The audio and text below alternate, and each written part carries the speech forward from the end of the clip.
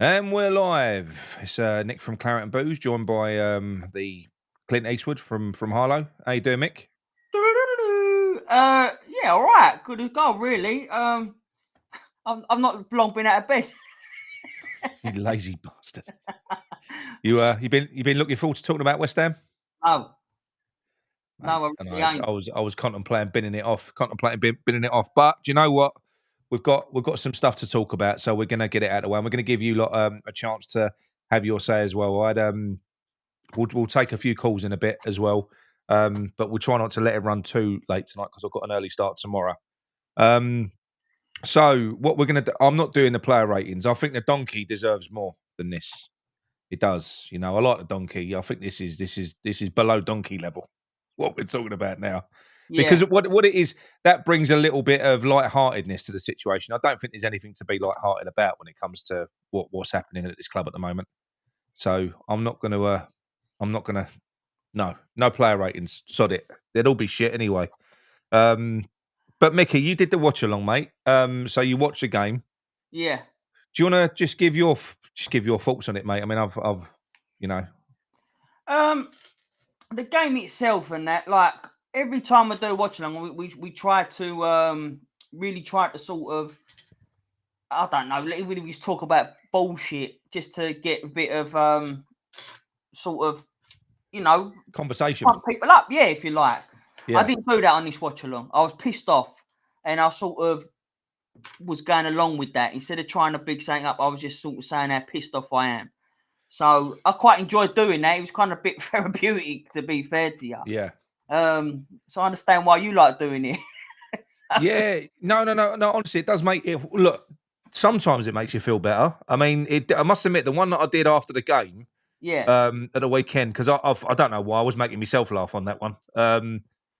So that one, it did kind of bring me blood pressure down, but don't always work though. You know, No, but sometimes you people, come off and you still got the fucking hump. But yeah, people need it. People need it. Yeah. You know what? I was really. I genuinely thought we was going to win 3-4-0. I've got nothing to go on, and the reason why that I thought that, I just genuinely thought it's the worst fucking team in Premier League history. oh, He's got well, something. they was until they played us. Well, I think Well, they've yeah, equalled Derby's record now. yeah, but like whatever. But then they was at the time, and then you think that Yeah, okay, and he's been under a bit of pressure. We're going to see something now. We fucking didn't, and it's just. And you know what? Yeah, like let's talk about the Fullkrug, whatever his name is. We talk about that interview and that and everyone else. But even that after, it was lovely to see at the time. But then we're just getting worse and worse as a club, worse and worse. adds to the circus, doesn't it? We're just getting worse and Yeah, worse, and by week, and it's just depressing. It's just so depressing. It's yeah. just sort of like I mean, West Ham and News again. They're all over TalkSport talking about that fucking interview. It's basically just a piss take. Again, that's all it is. It's we're just. I mean, we're taking the piss out of ourselves now. I'm not blaming Fullkrug, by the way. He has got form for doing this. He did it at Dortmund. He's done it wherever he's been. He's very outspoken. So yeah, it's what he does. So good luck, Graham Potter, no, dealing with him. I'm not blaming. Yeah, I'm not blaming him at all. I think that everyone Yeah, enjoyed it because I think it was needed, probably needed from the manager instead of him. the But manager will not have enjoyed that. no, but it was needed. But for me, because how it was wording, people were interpreting it how they want, and they can do that's fair enough. But I think that it left more questions than answers for me. That when you look at it Yeah. as a whole, and he's sort of like, oh, for Well, it fuck's was sake. all it was really when you look at it. I mean, Gonzo had a bit of an interest in taking it earlier on. He said he was flying into a bit of a rant, and it was almost like he checked himself. And then he mentioned the manager and his tactics. It was almost like he was trying to reel it back in because I don't think that I don't think he was picking on just Potter. I think he was picking on the players. That like I said earlier on, that's a clean sweep. That's how I saw that. You know, Yeah, pretty much saying that it's shit. I mean, saying that even if the players are not getting his instructions right, and they're not, so five people are attacking, five people are defending, which is this. So you can't tell me that he was encouraging the team to attack at that point. because he took our forward line off. You know, he took off Kudus, Bowen, Fullkrug. Oh mate, do you know what I've done? Go on. Hang on. Something did happen. I went all slow in that. Hang on, Mick, you still there? I don't know whether you can hear me or not. Everyone, I can still see the comments coming through. Yeah, I can hear you. Let me come out. Can you hear me? People in the chat, can you see me? I don't know if you can see. I don't know if it's mine or Nick's one. Even though David Riley, then I hope you're well. Yeah, so, right, hold on. There he is. Do you know, whenever I use this fucking software lately, I forget to turn my Wi-Fi off. I have to go hardwired. It works when we're talking backstage and then it just drops off when we're online. But anyway, yeah, so I forgot what I was saying. Anyway, I was probably moaning. Well, there ain't no fucking nothing to not moan about at West Ham at the moment. So No, I know. But look, it was. I mean, my synopsis of that game was very simple. He set the team up better, so we went with 4 at the back. Right, I was happy with that. I would. I thought he might have gone with Scholes in this one, but I'm not going to moan at the fact he played Emerson. That's fine. Playing Southampton. He played Soler and Paqueta in the 8, which were fine. I was happy with the pair of them, by the way. I really was. And anyone that actually watched that game, Mickey, would you back me up on that? I mean, look, this isn't me being a Paqueta fanboy. I think he's been fantastic the last 2 games. I think he was our best player again. I think Paqueta pulled the strings. I think he was pulling the strings for us. I think he was the best player on the pitch. I genuinely do. Don't get me wrong. He come alive more in the second half, but again, we needed to yet again because we chasing the game. Well, no, actually, we weren't chasing the game, but we shit. Yeah. But we needed to liven up, and he was the one to do that. He was one pulling the strings. So yeah, definitely, 100%. So he did that, but in the first half, we weren't managing to get the ball forward. We weren't progressing at all, and the reason that's by design, and that is because he puts James will, and this is honestly, this is a technical thing, right? When you play a player that doesn't pass forwards in front of a back line that all pass sideways and backwards between them, their first pass out is to James Ward-Prowse. If that player ain't progressive, you ain't getting up the pitch. Now, if James Ward-Prowse bypassing sideways and backwards wasn't what Potter wanted, he'd hook him off. He don't hook him off. No. He leaves him on the pitch. No. He's doing what he wants. He wants us to hold the ball in that defensive third. That's why we never do anything in the first 45 minutes. So it's by design. If he didn't like what he was seeing, he would hook James Ward-Prowse off. He doesn't. So we didn't progress up the field. In the second half, we scored a breakaway goal. You know, off the back of one of their corners, we scored a classic. You could call it a Moyes goal. You know, Paqueta gets the ball, breaks down the left-hand side, quick pass down the wing, you know, and yeah, just 2 free passes. Bowen does a Bowen, bang, goal. Then, probably after that, we had periods where we had all of the ball. And right up until we made the change, right up until I would say, because I don't think Southampton were really threatening us too much at that point. We weren't playing well, but Southampton weren't really threatening us too much. They weren't threatening, but they were a better team. Not in the second half, I don't think there was. Not for that period. But then he made the change. And that literally did basically that's wave the white flag tactics. Take your striker off, put a midfielder on. You know, we took our left winger off. Then Bowen came off. We went to 5 at the back. It was bizarre, and you could see it was coming. You could see the goal was coming. So I just thought it was absolute cowardice. And if Graham Potter doesn't have the balls to attack and go all out against the worst team, as you said, or one of the worst teams in Premier League history, in a game which means fuck all, there was nothing at stake. Nothing at stake. If he ain't going to do it in that game, he's never going to. And obviously, Fullkrug comes out in the post-match press conference and he says, yeah, half of the team don't know what they're doing, or half of the team want to attack, half of the team want to defend. Well, that's scathing towards Potter as well, because that is saying that they're either not listening to him, which again is an attack on Potter, because it means he's losing the change, he's losing the players. I did say this, Mick, didn't I? I said yep. Early on, I said he will lose the players. If they start to disbelieve in what he's trying to get them to do, they'll stop believing in it. Yeah. They literally will. It will happen. We saw it happen under Moyes. You saw it happen to a degree under Lopetegui as well, even though he was only here for a short period. They'll switch off. They've got to believe in what the manager's saying. And a lot of people are saying now, I've seen it, and it's really frustrating.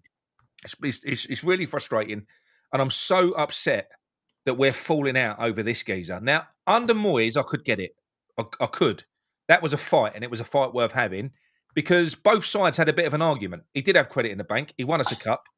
There was an argument there. I don't see the argument with this man. He's got no credit in the bank. He's shown us nothing, literally nothing. He's been here 2 minutes, and people are acting as if players that we've been watching for 3 years, 4 years, throw them in the bin, get rid of them. Yeah. They're not listening to this bloke, and then they're saying 3 managers. Well, that's 3 successive managers now, so it must be the players. Well, no, we might have had 3 successive shit managers. Yeah. You look at Wolves, I put it in the post earlier on. We've got a direct comparison. Wolves were way worse than West Ham. Way worse. They was on the verge of getting rid. They was in the bottom 3.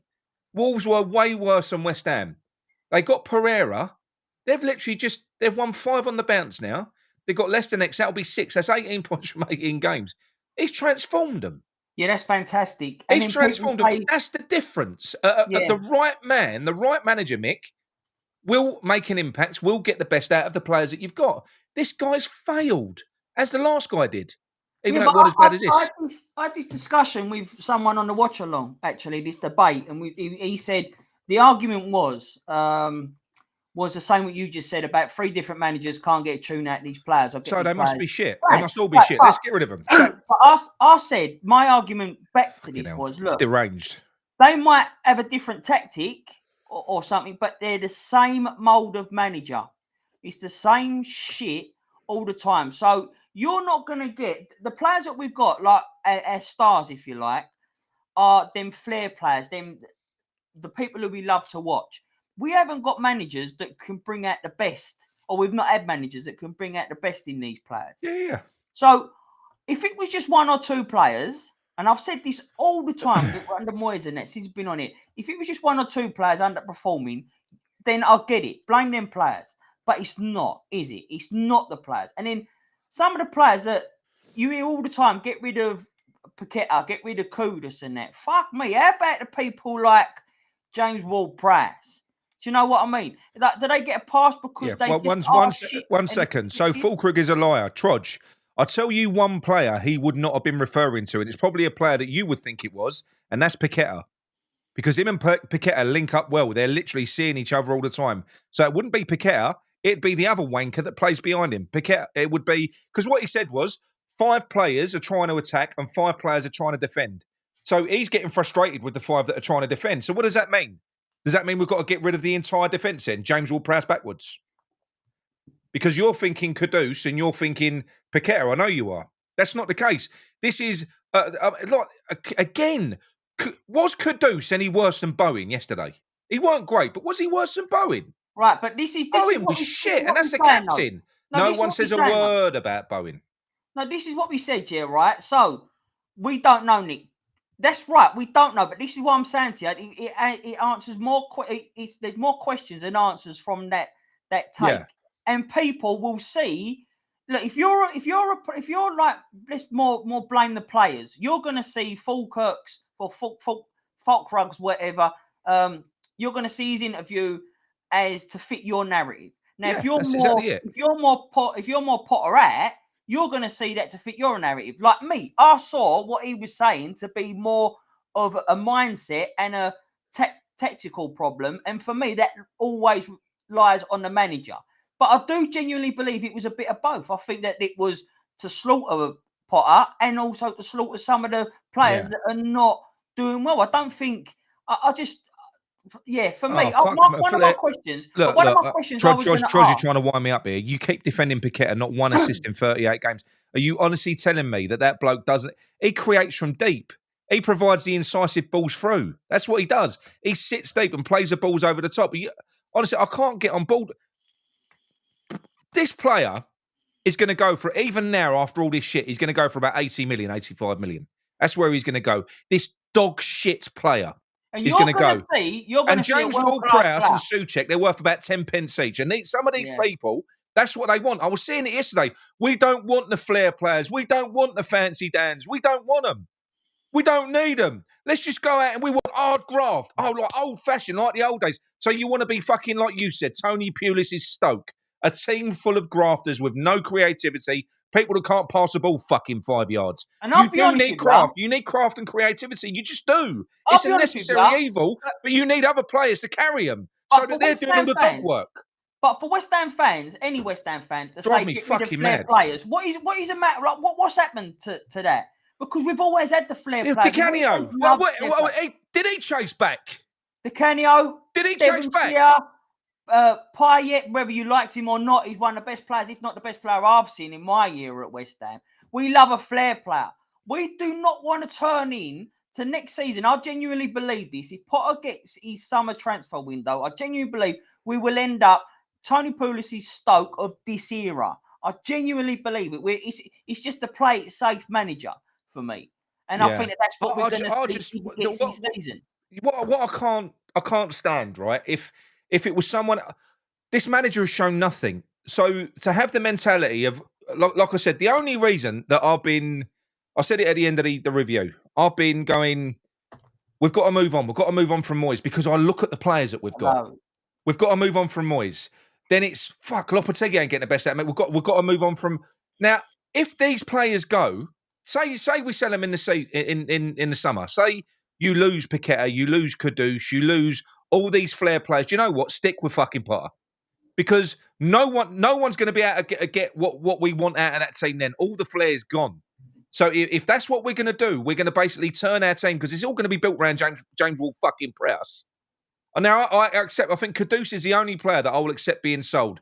And it's only because we've got Jimmy Somerville that can come in and play in that position. Once he's fit, he can do that. So we've almost got a natural replacement for him. And he ain't been in the best of form. But what annoys me,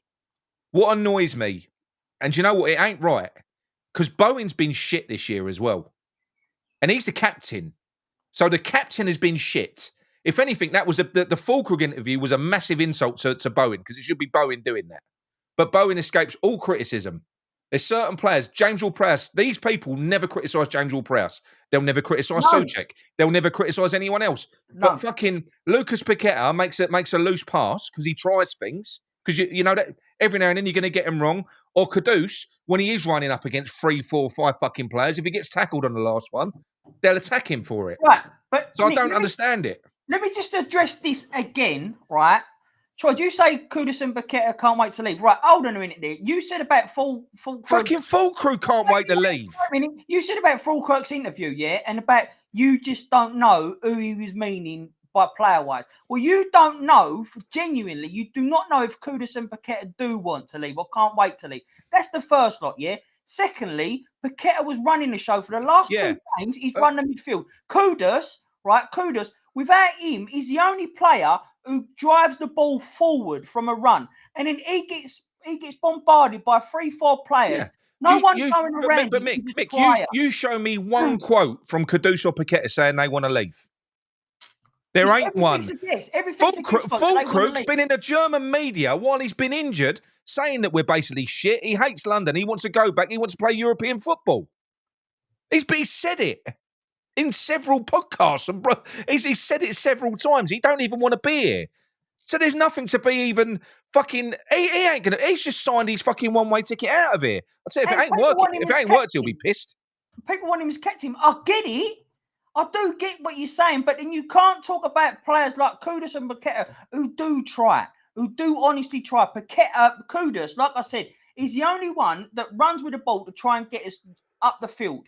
But he gets absolutely bombarded by 3-4 players. That's not delusion, it's fact. Fullkrug said that. Yes. But his final decision making has been poor. But look at the option he's got to do for his last ball. It's fucking ridiculous, Trodge. Or anyone who's thinking that. It's mental. Honestly, there are certain players, there are certain people that want to go and sit over in that fucking bowl and watch a team with no craft and creativity in it. That's what they want. As long as there's a little bit of goal, you'll be bored in 2 seconds fucking flat, because we'll get the arses ripped out of us in the Premier League, who are full of teams with talent. You can't, unfortunately, have Charlie Adams playing in your midfield. You've got to have good players if you want to be a top flight team. If we want shit players, jacks of all trades that do a bit of everything, We'll drop down to the Championship. I wouldn't care anyway. If that's what happens, that's what happens. But while we're in the Premier League and we've got these players, I want a manager that's going to try and get the fucking best out of them. I'm not denying this. He's a fraud. I'm not denying this. We are a stepping stone, but we've got to be a stepping stone for him, Trudge. But to start blaming people like Declan Rice, a youth product. How about blaming players Declan Rice, like prices, like the Kilmans and that? Yeah. Blame them. It's because Kudus and Paqueta are better players all round that people are expecting and wanting more. But just because that you're talking about a Kilman or James Ward-Prowse who are shit, they get a pass. Hang on. Great players. That's why we just avoided relegation. Because they've insisted on playing wankers in midfield. The same shitty midfield. Souček, James Ward-Prowse. Right. For God knows how, honestly. It blows my mind, that. It blows my mind. It's the manager. It's mental. Honestly. I'll tell you what, Troz, you will be loving it next season, mate. Because all these players will be sold. They'll all be sold. And James Ward-Prowse, Souček, the team will be built around them. And we'll have loads of players that pass sideways and backwards and do fuck all. That's what we'll have. You'll love it. It'd be thrilling. Honestly, it'd be so boring to watch. We'll be safe. Yeah. That's all we do. We'll be a safe between 10th and 14th place, and that's what you're gonna get. Honestly, that's what you're gonna get. But look, it's they get goals and assists. I mean, I'm not being funny, right? This is the thing. Tactically, you've got to play in a way which gets you up the field. I've just said. How the fuck? What do you want these players to do if they ain't getting the ball to feet? In the entire first 45 minutes of games, you've got James Ward-Prowse cock blocking every ball out of defence. Every time. But does he get hooked off? No. But who else is though, Trudge? Who is making these assists and goals and that? Who is? James Ward-Prowse definitely ain't. Emerson ain't even. Based on stats, this is the funny thing. Based on stats, Souček's a better player than Paqueta. Goes to show you what stats mean. Yeah, fuck all. I've never believed in stats. You always look in your eyes. Yeah, exactly. Really, the only one who can hold their head up for all season is probably Aaron Wan-Bissaka. But you can make a cut. But if you're going to slaughter people like Kudus and Paqueta just because they're the better players, you've got to slaughter the rest of the fucking team. But then that's when it goes back to my argument. If you're going to slaughter the rest of the players, then that's always going to be down to the manager and the coaching staff to get the best out of them players, tactics, and the mindset, but it's not happening. So for me, it is always down to the manager. Potter cannot be in next season for me, but he will be. No. It's well, I don't know that he will be personally. I don't. That's no information, by the way. I'm pinning my hopes to the fact that Sullivan, who never wanted this man, he was overruled in the boardroom. They voted against him to bring this guy in after him being embarrassed after Lopetegui. He'll be itching to pull the trigger on this bloke. Itching. He will. And I think he's got every right to fucking do so.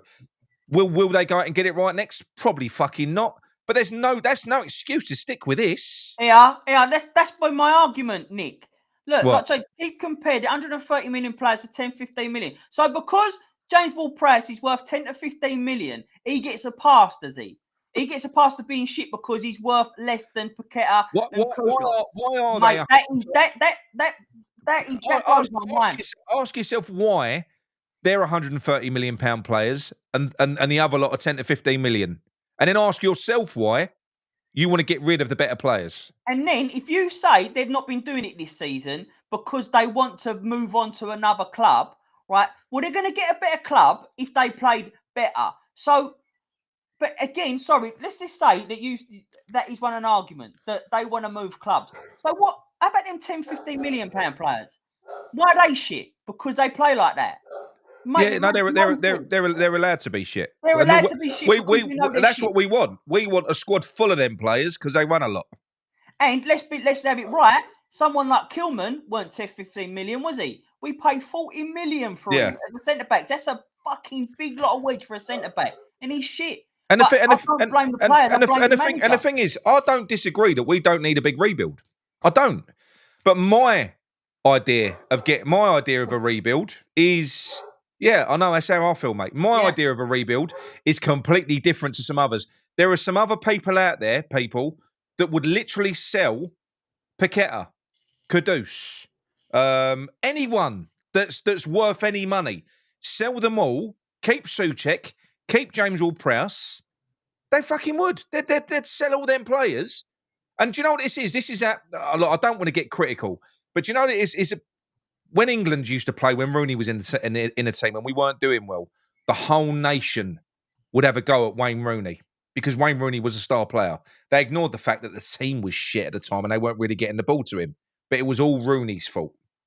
Right. It's the same fucking thing here. Do you know what I mean? It's the same thing. I'm not going to say it. Yeah, no, but it's true though. It just makes no sense to me how people can just look at our best players. How about then? So people talk about Paqueta and Kudus, but I don't really see them same people, Trodge. Like, for example, I'm going to use you as an example. Sorry, mate, but I am because we're talking about. How about Bowen then? Because you raised my blood pressure, Trodge. That's why. But how about Bowen then? Bowen gets a pass. You can't call him out. You can't call him out. You can't call him out. Of course you can't. But you should. Not allowed. If you're going to call out Kudus and Paqueta, you've got to call out Bowen. But they won't, right? Because for whatever reason, because he's a captain and we all love Bowen, right? Everyone loves Bowen. But that's one problem is it's not about the players. You want to keep Soufal at right back, even though he should have been sent off after about 10, 15 minutes. I know you said loved, but this is what I'm saying here. I don't really understand. We all like players that give 100%. I think Paqueta does. He's fiery. He gets stuck into tackles. He does. How can you say though, like that Paqueta ain't giving it his all? He's the one who's pulling the strings in midfield. I said this long before, right? I said this. Take Kudus out the team, and you'll see us playing even more boring. A few games ago, Kudus wasn't playing. Mate, this is I swear how some of these people watch the game, right? Seriously. Hold on. So I think that Kudus was injured or something for one game. You took him out of that game. Fuck me, we was even more boring. I called it. I said it. Kudus this is how I think some of these people watch Paqueta, right? They watch a screen like this. Look. Paqueta's on the ball. Beautiful through ball. Fuck it. Another beautiful through ball. Oh, fuck it. Another little dink over the top. Oh, fuck it. Oh, he's let a ball go. Fucking Paqueta! Fuck it, I told you he's fucking shit. Sell him. It's literally how some of these people watch Paqueta. Honestly, it's fucking mad. They ignore anything positive that he'll do, and he'll make mistakes every game because players that take risks, they're going to make mistakes. They're going to make mistakes, honestly. Isn't it, guys? He's interrupting me. I'm on fire. Sorry, go on. Sorry, mate. Go on. I'm just. I'll blame Trodge. No, I know. Yeah, but that's what I'm saying to you. But he's not. Look, Trodge. Look, we're saying it because you're the one saying it. He's raised my blood pressure. You're coming on all the time, Trodge. You know that. But no, I love Trodge. Yeah, of course. But he's not the only one in that mindset of way of thinking. But it just blows my mind. Like what happened. I just don't know. I can't get it. I really can't get it. I do not want to turn into this boring team that we've seen now for 3 years. I don't want that to be the normal West Ham. I do want to go back to them flares and that. Doing it again. But the only one who does half the time give you something to get off your seat about or to get excited about is Paqueta when he does something. He's the only one. Like that's what someone's. Sorry, I'm trying to find it now, and it makes it. Sorry, I can't find it. But yeah, he's Brazil's number 10. Brazil's number 10. And you think he's shit? What? He's not good enough for West Ham. He's Brazil's number 10. I think it's a little bit different, Obsidian Curse, because me sitting here waiting for Potter to do something good and ignoring it, waiting for him to do something bad, it's a little bit different. Do you know what I mean? It's a little bit different. And do you know what? I've with Potter, do you know what? I've so wanted him to because it's embarrassing. It's embarrassing. I wanted Lopetegui once he came in to do well. He didn't. He was shit. So I wanted him out. And I desperately, because it is embarrassing, because it was afterwards, we all wanted the next manager to kick on and do better. Unfortunately, we've gone from shit manager to shit manager to shit manager. And that is down to the board. It's down to the board. Ken. Thank you, Ken. You say exactly what I always say. Thank you. Mate, it's so frustrating. He needs movement. He needs players to make the moves all the time. And that he's saying, that is also, I always say it's down to the tactics and the mindset of the players. And this comes from the fucking manager. Welcome, Big Potter, here. Listen, Mickey, at West Ham, right? He gets the ball in midfield. We've normally got Kudus, who's got about 4 players marking him. Who's he supposed to hit? If he goes to a Man City or a Liverpool, which I don't want him to do, he's going to have players all over the place, fucking swarming. And we've seen the passes that he can pick off.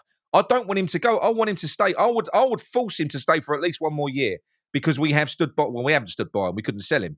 You know, we would have sold him, I think, if we could have. So I don't think there's a loyalty thing there. We was just, you know, stuck with him in a bit of a bad situation. But now I would make him stay because we're fucked. Right. But do you know what else will happen? We're fucked at the moment. Do you know what else will happen? He'll go Man City. He'll play amazing, right? And then you'll get the same fans here that are blaming Paqueta, saying, see, he wanted his move. Now he's got his move. He's playing amazing. No, he's still playing like that for us. He's playing amazing, but we just haven't got the runners and the players that are doing things. I genuinely can't for the life of me. I'm going to go on a little fucking. I've had about 5 rants. I wasn't intending to rant tonight. I really weren't. Right. But we've had. Roger's fucked us. He has. He's fucked me. Look, I've gone red. I've gone purple. We've had. Yes. We were sold fucking. We were sold fucking lies to go to this stadium. World-class team, world-class stadium. Now, you might all be bored with this, right? But the West Ham of old, the West Ham fans of old, we've become shitty bum. As Mickey said earlier on, I'm going to say it. This is as he's saying, by the way, shitty bum. I've nicked it. Shitty bum. Right? So we have, right? Because we just accept it. And there's all of you that are saying stick with Potter, saying we should focus on Sullivan. By accepting this shit, you're giving Sullivan what he wants. He don't want to. You've got to literally fucking put your foot down and go, no, I'm not accepting a thing less than what you promised us in exchange for our spiritual fucking home. That is what you took away from us. I'm not taking a penny fucking less. And I will not stop reminding you, never stop reminding you ever. We used to have bollocks as West Ham fans. We're wet as fuck now. We are. Oh no, just, you know, we've got the manager. The manager's nice. Just keep the manager, sell all the players, and then embark on a 4 to 5 year project where we can go out and buy some lower league players from fucking Sweden, which was the last place he was successful. Fuck's sake. Anyway. Fuck's sake. I've pressed something and I can't fucking see the chat now. Were you done? I've pressed something and then he's come up here and say, send us a message. I don't want to message him. Oh, I don't know. Oh, for fuck's sake. I don't know. But yeah, mate, it is so frustrating. I mean it. The West Ham fans used to have more bollocks than this. We did. And this is what I'm so shocked about. I'm so shocked that there is actually an aggressive divide over this man who's been here 5 fucking minutes. 5 months, actually. Is that a long time? He's been here 5 months. And do you know what? If he was doing this at the start of the season, well, absolutely would have been calling for him to be sacked because Lopetegui done far better in terms of points return. And we called for him to be sacked. Why are we accepting this? Why? Fucking why? What do they expect to happen next season? Especially if you think that we're going to be fucking losing these players. Honestly, if we lose these players, I'm going to lose all hope, Mick. I actually am. And at that point, if they go, then yes, you may as well stick with Potter. I did say we're probably going to have to downgrade the team to suit this shit manager. That's what you're all talking about. Yeah, that's exactly what we're going to do. That's what I'm saying. We're going to be the Tony Pulis Stoke of the Premier League. Sorry, people. Nick, you're going to have to do the chat. I pressed something here and I don't know what's come up. That's all right.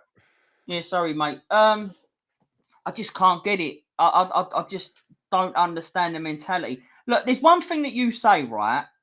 We do call players out. We do the player ratings, or we used to when we could be bothered every fucking week, and we do call the players out. We do. Of course we do. You know, but like I said, it should be impartial as well. Those that call some players out should call others out who have been equally as shit. They should, but they don't. Some people are protected species. You know. Right. There's something that you say sometimes, Nick. Yeah. Yeah. I've not said this because I'm not saying calling you out because I get what you mean by it. But when you say some of the fans want to follow him blindly, meaning Potter. Yeah. But no, this is the thing. It's not exactly blindly because we've had 13 games of what we're seeing. It's worse. So it's worse. They so can it's actually not blindly. It's not following blindly. It's following, seeing the shit that we've had. Like, what did you say? We're not had a win in like fucking 11 games. They got that wrong. So it's 2 games in the last 13 or 2 games in the last 11 or something like that we've had, or 12. Right. I don't know. But then people need to do their own work as well on Potter, right? So then if they say, but look what he's done for Brighton and everyone else that he's been to, yeah? it's not been good. He's not been a good football. So it's No. but it's not been. It's not exactly not going following him in blindly. You've seen 13 games of him. Now, if you're happy, if you're a supporter that is happy with this type of football, forget the players at the moment, because the players that he would bring in would suit. Don't get wrong, it would suit the way he wants to play, but it's the way he wants to play. It doesn't suit the Premier League or suit a West Ham fan. I don't think it suits the Premier League now. Well, no, not do I really. It's boring as shit. I don't think it does. I think it's like pound shot pet ball with lesser players. That's what it is. But what Kent's saying here, he's conflicted over Potter because he's so worried that if we give it, this is my main issue. I'm going to pull that back up. Hang on, sorry, mate. Because if we give him a war chest to spend, this is my main problem. This is why I'm desperate for him to fucking go before the summer. Yes. Because between him and whoever, and we end up with no creativity, and this is the problem, right? People are saying, give him until Christmas. Okay, you let him reshape this squad into his own image. Sell who you want. Buy who you want. Hang on, everyone. It turns out to be just as shit as what we're watching now. And we end up, because at the moment, since Potter's taken over, we're 18th in the league on points. We're currently 18th in terms of points since he's taken over. So let's say it gets to Christmas, we're third in the fucking league. And we've now got no money, and we've got a squad that can only play that way because he's just built it. We've just found out that changing a manager midway through a season can make you fucking worse. It's dangerous. This is dangerous, honestly. They can't. It's worse than a gamble. I think it's suicide. Absolute suicide based on what you've just said. When you look at the body of evidence that we've got, to then go into a summer window and just give him the keys and say, go on, crack on, son. It's fucking mental. Mental. Yeah, mental. It's just fucking... I can't get my mindset around it. I can't. It's different if you were seeing something. Do you know what? Yeah. So, Gio, great. You know, we love Gio on his channel and that. And he said something that on one of his videos, and he said that with the people like the Wolves manager, even Man United manager and that, to a certain extent, you can see what they want to try and do. But he's struggling to see what Potter wants to try and do. Now, for me, it's not a struggle to see what he wants to do. He wants to play boring possession-based football for me, Potter.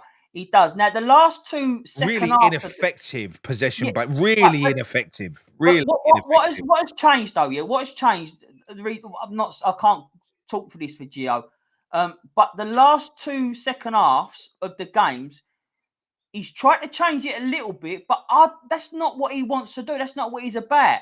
He's trying to do it to try and appease. I don't know who's trying to appease, but he's trying to save his job, I'd say. But that's not the style of play we're going to be watching. I'm assuming Trodge is saying that it's down to the fans. He's starting to worry why we did so well during COVID now. Well, for a start, there's hardly any of our fucking fans in there at the moment. They're all tourists. So, I don't know, mate. I don't know. I'm surprised. I'm just, like I said, there's people out there that absolutely fucking adored that man over my shoulder, right? And they adored Pyatt. If you go back to 15, 16, give me an occasion where Pyatt used to come back and track back, Mick. He didn't. I can't. He never tracked back. He wasn't that player. That was because they played for managers that identified the fact that they've got an absolute gem in their team and they're not wedded to a fucking system. What's happening is, how about this, people? How about this? Because it was O'Hara and Cundy were talking about this, not just about West Ham. And they're talking about why we haven't got any Mavericks left in the game. Do you know why? Because coaches like Potter, they coach it out of them. Don't spend too long on the ball. Get it maximum 1-touch, 2-touch, pass it. Give it go. Give it go. The individuality is gone. So they're now moaning about, well, why has Kudus stopped picking up the ball? And why does he doubt himself now? And when he's got the ball and he sort of turns back and everything else, because he was getting criticised for it when he was under Lopetegui. Mixed messaging. So, yeah, I just want, while we've got these players, you've got to get a manager that fits. We've got a team, and we have got individuals in this team. But that doesn't mean it can't be a team. Pyatt was an individual. You just need a manager that can fucking build your team around them and get the best out of them. You can fucking beat everyone. And it's fun. It's fun. See, the difference is with this, Brian, yeah? You say, like, we need a man manager. Right, to a certain 100%. Extent, I do believe that. No, but listen. No, but I do think... That type of manager. No, but to a certain extent, Potter is a man manager. He's a bit he ain't inspiring. He's a bit of a boring. woking. No, but I think he puts. He's a type of manager for me. He's a type of manager that come the end of the season, he'll give every player a trophy as a well done for trying trophy. That's the sort of manager he is, right? That's for me, yeah. Right? And we don't want that. We don't want that. We do want a manager who's going to fucking tell them how it is. Yeah. So there is, don't get wrong, you do need a manager to put an arm around it, but you also need a manager who's just going to let them know when they're fucking doing wrong and when they ain't doing wrong. I want an hard manager. I don't want this sort of like, oh, at least you're trying. Fuck off. Yeah, I think when you're at the top, when you've got a competitive group of players, right? Because that's another reason why they're being called militant, right? They're being called militant, and you saw Fullkrug in the post-match interview, right? He's got more balls than Potter. These winners and big players, but they winners and big players, Mick, they do want to see. They need strength and leadership because they're winners. You know, this ain't a fucking happy camp, like you just said. We want to be going out there and winning, and he never looks like his blood pressure's going up. Potter. He's like, yeah, we've just got to assess the situation, and yeah, it's not good enough. We know that it's not good enough. We're going to apologise. Sorry, everyone, and we're going to go again next week. But don't worry, no harm. You know, everyone tried their hardest. Fuck off. We was unlucky. Fuck off. Like, it's annoying, yeah, because I don't look. You know that there was no love lost like with Moyes. I end up not liking the man himself.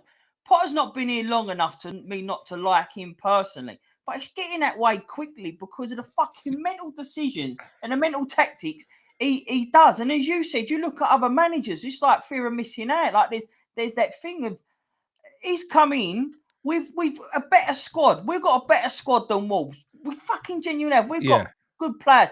But then look, there's none of that. Oh, wait until that Wolves manager gets the players that he wants. Wait until he gets the players he wants.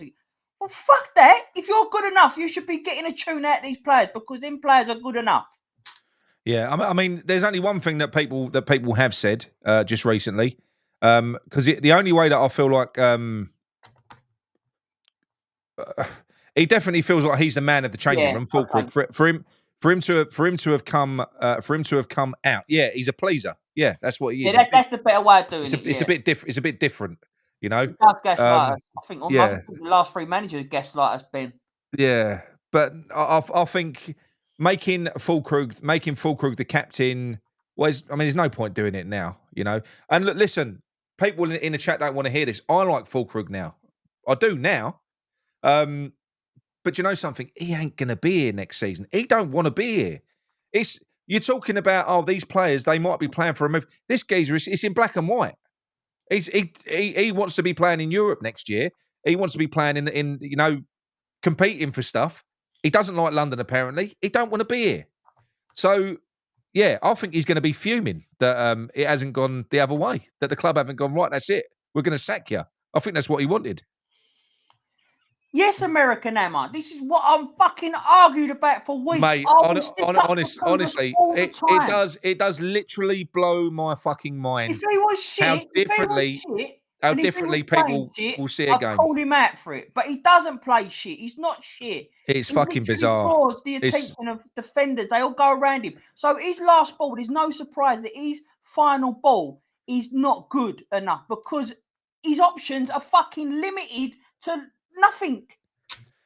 JB says, Nick and Micky, serious question. What happens if we fail to win a game for the rest of the season? I've got my answer. You've got your answer. I don't know that we will win another game. I know you got your answer is he'll stay. I don't think nothing I personally for me, if this was bad, I think if we lose against Brighton and then we lose badly against Spurs, which could happen, especially with how shit they are this year as well. But their tails are going to be up because they're doing well in Europe again now. So Adji's going to have his little bit more blood. They're losing 2-0 at the moment. But but they'll soon recover that, won't they? Yeah. But that one there. But again, the other way it could go, that could mean a lot for Potter if we do go on and we put on a good performance. But mate, at home we are shit, like really bad, and I just don't. It's such a shame what's happened to the fan base because we shouldn't be in this situation. The board are appointing wankers. They are. You know, they literally are. And we're here fighting over it. And it is so pathetic. Brian, surely we beat the Spuds. I know. Brian, surely we beat Southampton. That would have been Yeah. the better one. Mate, there's fucking, I've got no faith in it. No faith in it. But do you agree with that, Mick? It's so this is literally orchestrated by the board. They do like a divided fan base. And they've appointed another wanker, and we're sat here arguing between ourselves over it. Really, the focus should be completely onto them, which it is for me. It is because as far as how I see it, me not accepting what they're feeding me, which I'm not. That's me saying no. Fuck you, Sullivan. I'm not having it, mate. I'm not having it. Kudus' stats were bad last season. Wasn't he like one of the best fucking? He had the most take-ons in world football. Like in world football, like he was number one. I know, but that's obviously not a stat that's been looked at. They're looking at that. What you've got, mate. You've got stats out there where they'll make a comparison to somebody. I said it to you earlier on. They'll make a comparison to Souček and Paqueta. Souček will have better stats for the. Mate, watch the game with your fucking eyes. No, I get that. And like we said, I'm not. No, watch the game with your eyes. Wait a minute. Ryan's fucking triggered me. Never in a fucking day of Sunday. Not as a. I'll tell you what. Not as a. What do you call it? Not as a manager. But I'll tell you what. I'd have him in midfield at the moment. Yeah, I'd have him in midfield. No fucking way. Scott Parker's killing it, to be fair. He could be killing it. He's a shit Premier League manager. No way. I personally wouldn't be keen on Parker either. Not really. I don't think he's got much character.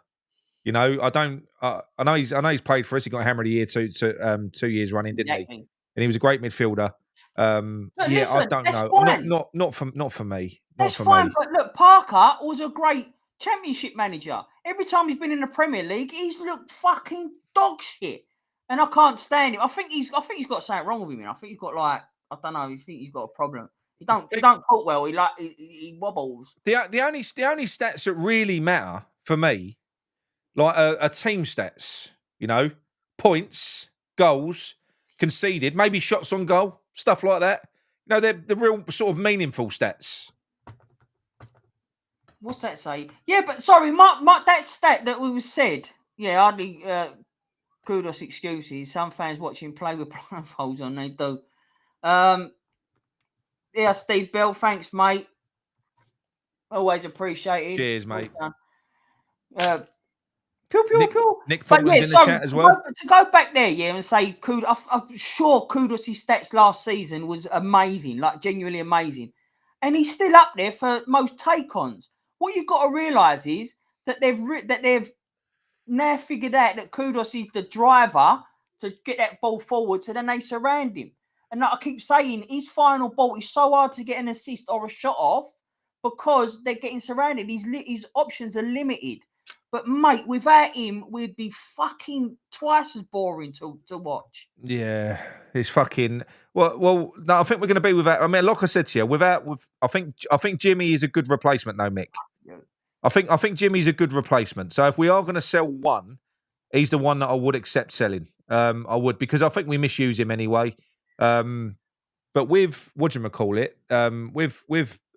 you can't remove Paqueta. And do you know what? I've even said it as well. Depending on now I'm seeing Soler in central midfield because you can go out and get better players for better value, but you've got to attract them to come in.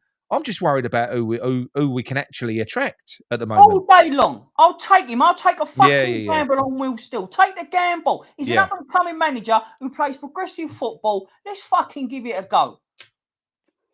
Yeah. But again, Gary Brook, this is what I'm saying, Gary Brook. His end product isn't good enough. But it was last season. The reason why it's not good enough because his options are limited.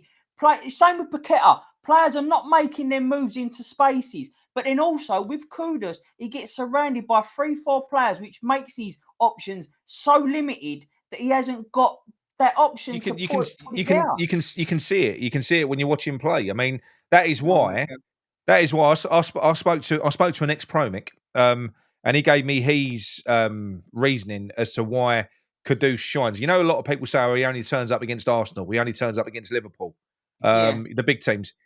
He said, "There's a reason for it." He said, "When you're playing against weaker opposition, they focus on stifling your threats, so they just smother them with players. Yeah. Whereas when you're playing against better teams, they're concentrating on their own attack. You know, they're trying to sort of beat you. That gives your players a little bit more space in which to operate, and we play a bit more counter-attacking when we play the better teams. That's which suits Bo and it suits Kudus. Yeah, it makes sense. That's the difference. That's they're the not difference. looking at sort of stifling our better players because they think that they don't need to. But when you play with someone like a Southampton or even Spurs to this extent now, they're going to stifle out players like Kudus, our danger men, the people who can actually progress with the ball. And you know what? For how many players he gets surrounded by, Kudus does it week in and week out for us where he's having it. Do you know what I mean? But it's his end product. Paul Evans says they all need target practice. Well, they ain't going to get it in our fucking team. We're 20th for shots. We're 20th for shots on goal. They ain't getting much target practice. If you're not fucking getting anything on having a chance at it. Thanks, Alan. Nice one, mate. Go on, cheers, brother. Al. Cheers, mate. Yeah. Shall I open the phone lines up anyway? Let's see if anyone wants to phone in. Yeah, not long. 20 minutes we'll do. Hang on. Well, let's see. Let's see who phones in. 1 minute. Yeah, well, I'm going to be gone. I'm going to calm down. Listen, I'm going to do the same as I did really well on the phone in yesterday.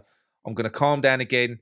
I am inviting anyone on. So, Trudge, if you want to come on and try and push me buttons, I'm going to behave. I'm not going to scream and shout at anyone that's on the phone. I'm going to be good. Have your say. That's not worked, is it? That's not worked so far, Trudge. Playing Bowen up front, really? It's been shit up front. Dog shit. Dog shit up front. You see what the court case is. Exactly. You've got to take all this into account. How the fuck would you like it if your livelihood was on fucking trouble, mate? For nothing. Yeah. Right. The phone is on. The phone is on. There you go. Yes, Thomas. Yeah, exactly that. What Danny said there. You can see that the court case is going Pac-Man's way. 100%. Yeah, I did put that up. Oh, sorry, mate. I was doing my phone thing. That's all right. Hang on a minute. I'm on Do Not Disturb. That ain't gonna help. No, we're not doing player ratings today, people. Fucking no point. Do you know what? Yeah, like Nick said last week, yeah, that we're bringing the player ratings back, and he's not there. The reason why we've not been doing it is because of this. It's because of that reason. Because it's so hard to give them a score because you just don't know what the fuck to score them. Oh, thanks, Alan. Where's me banner? Right, sorry, Randy. Let's see what you're saying. Who on his coach, whether he's proven. Do you know what? I just want someone progressive. I'll take Will Still. Probably Michael Carrick instead. At the moment, to be fair to you. Probably. We did answer this, though. He took it off now. Sorry. Oh, sorry. No, sorry, mate. I just done, go on, what was it? No, I can't remember that. He's just saying about he did ask us this, but we actually did answer it once. I can't, look here. That one. But I think he probably is Carrick, but I'll take Will Still. Just give us someone who can fucking. Oh, mate. No. I'm going to go a different way altogether. I'm going to go for the bloke that wanted to come to us when we won that fucking trophy, and he still does want to come to us now. And that is the bloke where it's going to cost us about 17 million to trigger his fucking release clause. Marco Silva. Go and get it done. He's a top manager, a top Premier League manager. He'll play football that we enjoy, and honestly, he'll have money to spend. I trust him. Fucking just go and get him. All right then. Done. So if we're talking about that, then yeah, I'm going to change my mind. And I like his character Areola as well. I will go Areola for the Bournemouth manager. I want him. Cresswell. Hang on 1 minute. Hello, Nick speaking. Thanks, son. Nick. Hello, mate. You're all right. Yeah, JB here. How you doing? Very, very good. I've just put your YouTube off, otherwise it'll be doubling up. Yeah, no, it's just a quick one, mate. You know, I won't be one of those boys who spend 25 minutes chatting to you about stuff. You know who you are out there. No, I'll be honest with you. Like, I think we're in a constant 3-4 years non-stop roundabout of. I mean, we could literally take this conversation and put it back 3 years ago. Mate, we actually could. Right? You really could. And And I think, you can move, Paqueta for, somebody else, and you can change, Moyes around and stuff. My view is a couple of things. One is Potter needs to go. Right, Yeah. the geezer's had enough time. He's had his 10 games. Nothing's moved forward. Nothing's changed.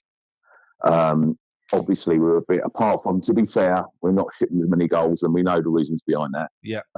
Mainly, he's got 19 people in defence, but you can't say that, JB. You can't. He's made us defensively resilient. Coaching.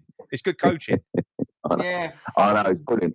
I know, honestly, but I can't. But the other thing I can't get my head around as well is I look at the team. No, I played at a reasonable level. I've got mates that played at a very good level. In fact, right, I'm not stupid, but I'm not great at it. But it's not hard to work out. Got very good, talented, technical players in certain positions. How are we not getting the best of them? It's got to be down to the coach. That's not a Sullivan issue, obviously picking the coaches, but actually, Potter's there. He's not doing a good job. He's not. And how can we put him in charge? JB, I'm just gonna raise something. It's a comment that's been put up here. Right, the bowling lounge. Hang on, where is it? The bowling lounge. Yeah, I've got it there. He said, with lots of laughing emojis. He said, pay off Loppy, then pay off Potter, and then pay a 17 million release clause. No fucking chance. But for me, do you know something? Not having a good manager is a false economy. If you go out and get a good manager, that good managers grow your assets. Yes. So you end up with more value in your playing squad. This is what West Ham don't understand. Our managers depreciate players.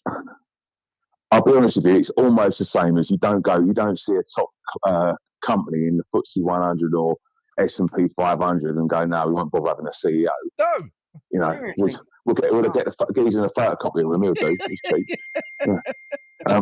It's ridiculous. Absolutely mental. But for me, I think the biggest reason not to have Potter involved in the transfer window is he's had a go at January, and look at what's happened with Ferguson. What's all that about? And that's a geezer he knows. Mate, do you know he would have bought him? He would have bought him in January if he could have. He can't motivate him. Yeah. He can't get him to play. He's going to be a £100 million player. He's a £50 million player. He ain't motivating him. He can't get the play. And even when we do need to score goals, he doesn't come on. He hasn't started him. Imagine what he's going to do if he had 150, 200 million. I mean, he plays JWP, he puts Alvarez on the bench. I mean, it drives you, but not fucking mad, doesn't it? I mean, Bowen, and again, he's doing the same thing that Moyes is doing. So we've got Bowen, say an 8 out of 10 player, but he's making him a 5 out of 10 player because he's playing in the wrong position. Yep. He's doing the same with Paqueta. He does the same with Soler. He does the same with Kudus. He does, in my opinion, when he plays a 3, Kilman, the only way Kilman works is a centre of a 3. Mm-hmm. Terrible anywhere else. He can't play in a 2. Again, no, he needs to be a centre of a 3, and actually he's not too bad, or actually 2-footed, and he's progressive. But, he plays Mavropanos on the right. I mean, it's just, I like Mavropanos as a squad player, but he ain't a starting 11. No. He just but generally speaking, what he's doing is he's grabbing the quality players and he's putting them in the wrong positions and saying, hey, listen, same as Moyes did, look, we've got all these great players on the pitch, but in the wrong fucking positions, mate. I know. It's fucking bizarre. Man. I mean, I'll tell you the only difference between Moyes, Lopetegui and Potter is I do think that Moyes used to start with what he considered to be his stronger team. I think Moyes used to do that. I think he used to put what he thought was his strongest 11 on the field at the start, whereas Lopetegui and Potter is fucking weird. I mean, I know he didn't in the last game, but typically, Lopetegui was murder for it. You literally... I don't understand it. You've got to start with your best team, haven't you? Well, you've got to give yourself a chance, haven't you, surely? I don't get it. And I've just looked at the fixtures again, and I think I mentioned it. Honestly, guys, I'm not joking. There's a very real reason we could actually lose at least 4 of those games very easily. Yeah, I think you looked at the Ipswich game as the only one that we could possibly win. Am I right in saying that? Maybe Man United away. Yeah. Man United away, maybe. No, but I'm saying to you, if I showed you the fixtures the other day, Nick, didn't I? And I put them in the chat and I said, I'll fancy us to possibly get a maximum of 3 points, and that is against Ipswich. Other than that, I've got no faith in it. Man United's away. Is it away? Man United's away, yeah, but we're better away. Yeah, but we're just not good at. We're not. But that's not fucking high bar, is it? No. And that guy. But this is my point, right? That would then be what? He'd have 18 games in charge, right? Is that right? Yeah. And roughly, yeah, and say that happens, which is very likely, he literally would have like 26 points as a total as a team. Is that right? I'm right now. And he would have probably got like what 9 of them or something. And what? He's still going to be in charge. He can't be. Mate, he literally when you look, especially like I said earlier on, when we've got this parallel that we can draw with Wolves, and you can see Wolves were worse than us, but they've gone out and they've got a guy that obviously fits that squad, you know, and he's done fucking well, that Pereira. And you know when people say, "Oh, you know who you're going to get in?" Well, had you ever heard of Pereira? I'd never heard of him. I'd never heard of him. Well, so there's managers out there. I mean, Everton were worse than us. You know, I mean, Yeah. I drew the parallel with Villa. I wrote that thing the other day about Villa. You know, that was a sliding doors moment. We were there or thereabouts to Villa.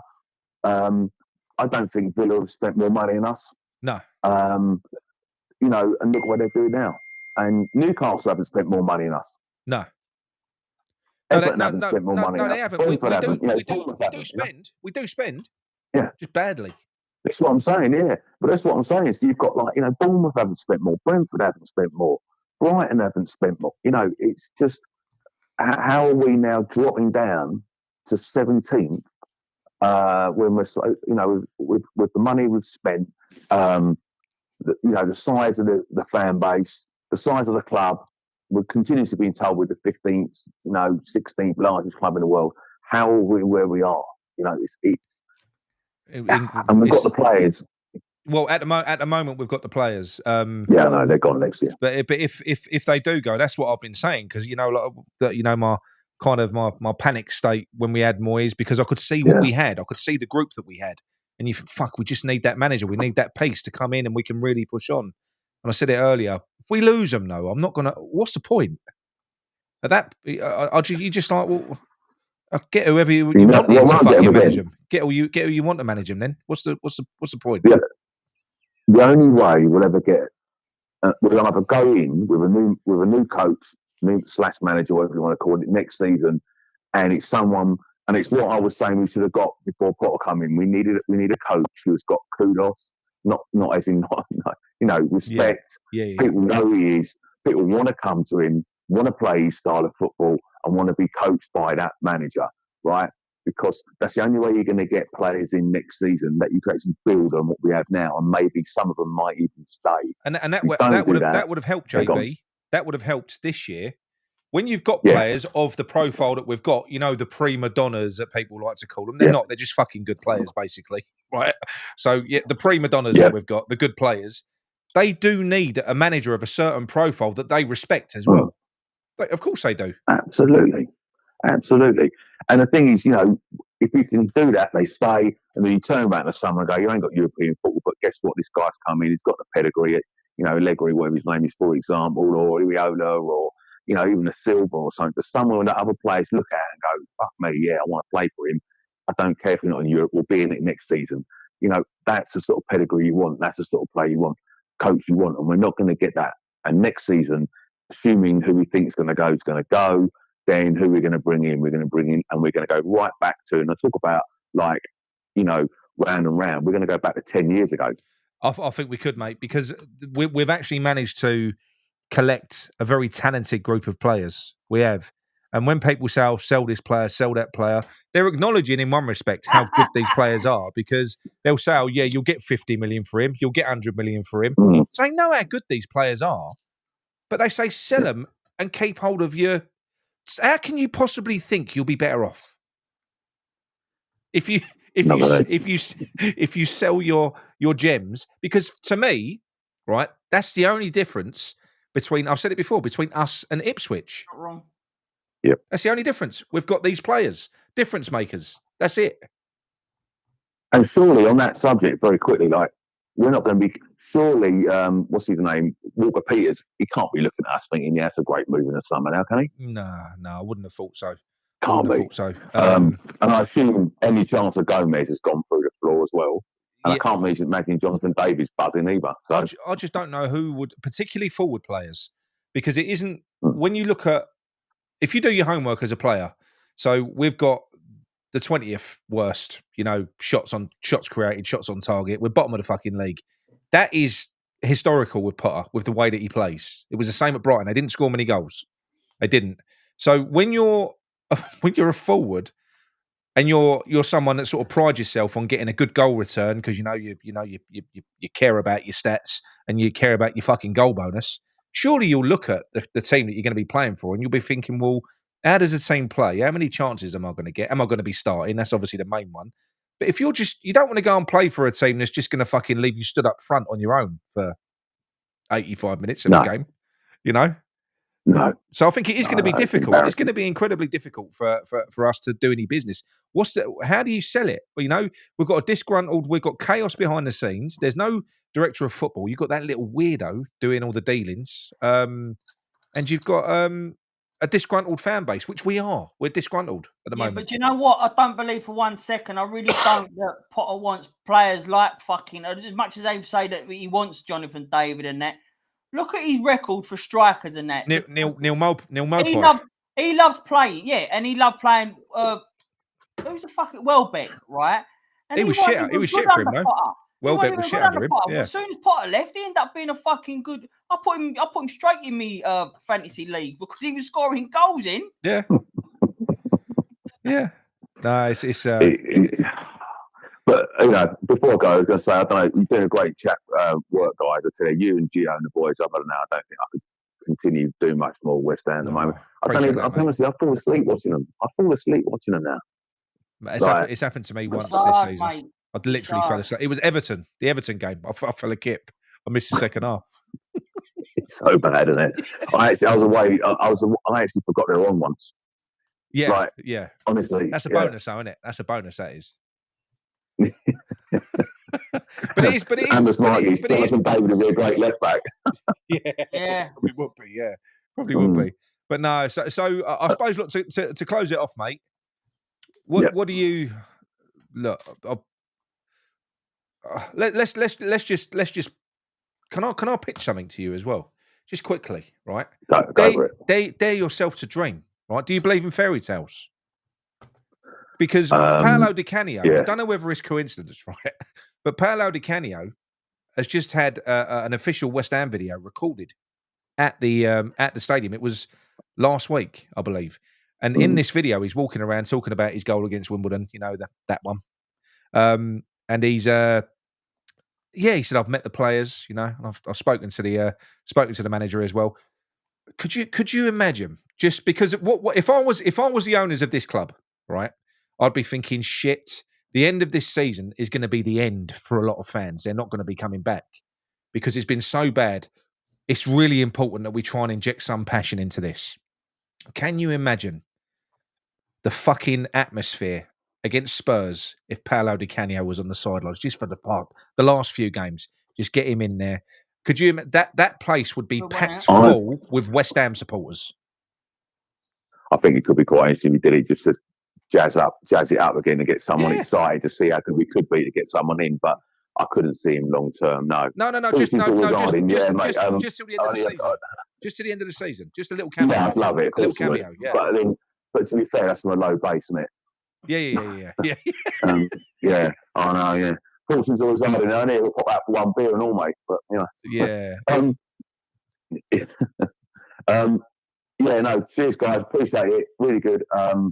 Love listening to it. Love you guys and love what you're doing. I think, and obviously on the circle stuff as well. Brilliant. But honestly, I don't know what's going to happen next season. And from my point of view, genuinely, that'd be great. If Potter doesn't go and something drastic doesn't happen, I don't know how many people are going to watch. I don't know how much I'm going to watch it next season, if I'm honest. No, it's going to be. I'll tell you what. If we were to, I'd obviously give it a go. I would at the start of the season just to see how it panned out. But if Potter stays, which he could do, I think there's a good chance he could. I personally believe that there's a good chance he could go if we continue to the end of this season and don't get another fucking win.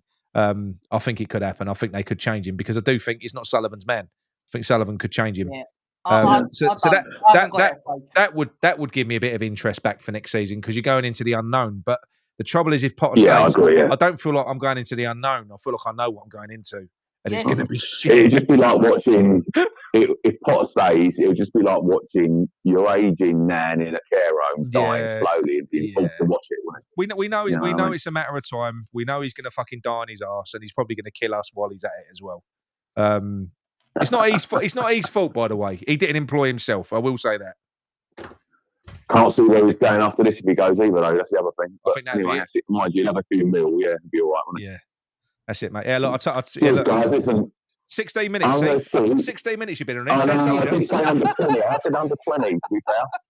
Yeah, you're turning one of them callers, JB. Fucking hell. Fucking one more thing. Like I say, I never pop out with 1 pint and all. Yeah. JB, though, it's been a good call, though, mate, to be fair. Yeah, cheers, mate. Thanks very much. Be lucky. See you guys. Bye-bye. Bye. Come on, mate. Good call. Because look, this, because I said a few things, right? So, again, Obsidian we is can't have it so both ways. So I said we can't have it both ways. We said about great Brighton players pick the system, but then these crap players were now picked by Potter. No, listen, right? So, but you're missing the point, right? So it's not their shit because they're being picked by Potter. They're shit because of the system and the tactics that Potter played. Don't be silly, Mick. Stop talking sense, Mick. Stop it. I know he's fucking mental though, because it's not because. Oh, mate, this makes me laugh because... I reckon what it is, Thiddy and Kurth are in his neighbour. They're both from the West Country and they have pasties together down the fucking seafront in front of the co-op. I reckon that's what they do. Pasties. He loves him. It's just mental, though, because that's not what we're talking about. We're talking about Potter picked Welbeck all the time, right? And he was a workhorse. He was, but he wasn't scoring goals. The minute Potter left and you got De Zerbi and that, people who are picking Welbeck's scoring goals. He's finding space to have a shot off. So it's not about the players, it's about the manager yet again. Potter's not good enough. Mate, I'll give you a call back. I've just got one more call I've got to do. Hang on, one quickly. Can I? I'm going to be off at 9. No worries, mate. Go on. No, my play ain't fucking great. Mate, I'll call you back. Kingy. Hello. How you doing, son? Oh, fucking hell, he's right. We've got another 25-minute corner here. Listen, I'm not going to take too much of your time. You're going to do what JB did. Yeah. That's what JB said. Fucking hell. I think I go to the same pub as JB. It's just 1 pint now I'm out. Oh, mate. Lads, how are you? I'm good, mate. I'm good. I feel all right. Yeah. Do you know what? I was getting a little bit excited earlier on, thanks to fucking Trodge in the chat, but I've calmed down now, thank God. Do you know what? I would wake up at 5 o'clock in the morning every fucking day if it was Trodge versus Nick, mate, over a West Ham game. He just fucking just comes in here to wind me up. I'm sure he does. Well, he's done it again. Look, yes. I was great first. He does. Yeah, so was Potter. Yeah. Fucking hell, we looked at that and God, we'd have him. I'll tell you what, though. What I wanted to talk about, right, was the biggest thing that I found about the Southampton game was when we went 1-0 up. Yeah. And he closed it out. That was the biggest sign for me that he's dead in my eyes in terms of as a football manager for West Ham. Like going into that game, we all expected a 4-0 win. I don't know why. Everyone thought it, but we've been playing shit. Yeah. And I didn't think for 1 minute that we was going to win 4-0 or 3-0. I thought it was going to be a Leicester game where we shit at it and we just about get over the line. As soon as we went 1-0 up, I thought we're not going to kick on. I knew we'd go back. And when he pulled off our attacking players to put Mavropanos on, fuck me, we've really got problems if we're trying to defend a 1-0 lead against the worst Premier League team that ever graced it. And they have less shots than us, I think, just. So we're right down there with them. And we had back to the walls at home. Like, that for me is just fucking criminal. Yeah. Like, for us to do that, and for him to think that's acceptable at home against the worst Premier League team is... Yeah, it's not good, and I can't see him getting out of it. Can I say something to you on this, just very quickly? So, the interpretation of the Fullkrug interview was that never happened, right? The substitutions never. This is how some people are interpreting it, because Fullkrug said that Potter told everyone to attack. You know, there was only 5 people defending and 5 people attacking. That's why we lost that game. That's how they're interpreting it. What do you? Is that how you? Well, to be honest, right? If you're putting on a defender as a footballer, as a professional footballer, right? If you're seeing all your defenders coming on, I'm seeing it as the manager's telling us to defend. 100%. That's what I'm seeing it as. Yeah. And I know Tony Gale picked up on it when it was like the last 5 minutes. I think he said it in commentary. He said he was criticising. Fucking hell. Yeah. No, what he was saying was, Potter, what's the point in Potter telling everyone to attack full now? Because you can see his arms flapping. He's going, everyone push up, push up. But why have you just taken all our creative players off, put all our defenders on, and now telling the defenders to attack? When we had the attackers on, we weren't allowed to fucking attack. So it doesn't make sense. Did you see watching on telly? Because I picked up on this. Do you know when Guilherme came on? And he had that moment after when Fullkrug slipped him in and he went through and he had a shot. And then shortly after that, they made the next changes and Emerson came off. Did you see how fed up Guilherme looked? Yes. Do you know what? I did pick up on that. And do you know what I think it was? Is when he saw the attacking players go off, he's thinking, can you not give me a chance with someone who can actually go with me? Yeah, because I still play, and I still, when I see one of our better players coming off who I could get around, you think, fucking hell, can you give us a chance here? Do you know what I mean? It makes it very difficult, and you could see it from him. He's like, can I have a chance with actually some good players around me, not fucking putting like Mavraponian with me, you know? Like it was. I'll tell you what. He's lucky that wasn't a Mavropanos mistake, because then it would have been fucking really bad, wouldn't it? Well, he hasn't made one for a while, to be fair. And you know me, I've been very critical of Mavropanos, and I like the geezer as a squad player, and this season. But go on. No, sorry. Lucky you're not on mute today, Mickey. Something I realised, I know it's good, isn't it? Something I realised is, Kilman must love Mavropanos making a mistake, because when he makes a mistake, he gets really highlighted. But you look at Kilman and fuck me, like he deserves a lot more criticism than he gets. He should have been sent off. He should have been sent off on Saturday. That was a clumsiest challenge I've ever seen. Why would you make them tackles and them challenges at that time of a game when we're 1-0 up?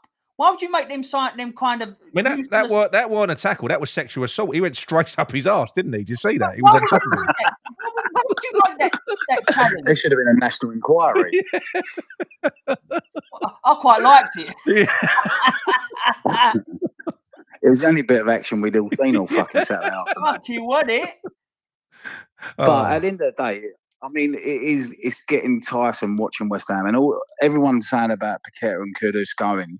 If they do go, right, and I was going to say it in the comments earlier, but I didn't have enough fucking space.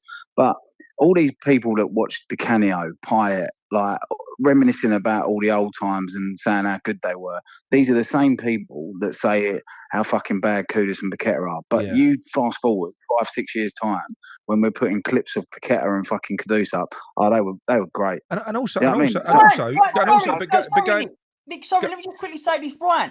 You're spot on, in saying that, and this is my point. What I was saying earlier on, any West Ham fan, or really any fan of any football, can say that they would rather them sort of players, them flair players at the club, and get workhorses in. People who just run around on fucking shift doing nothing but run around. Blows my mind. We want to be entertained. Yeah, but this is the thing. But also, can I say one more thing as well? Because it isn't just the flair players that get criticised now.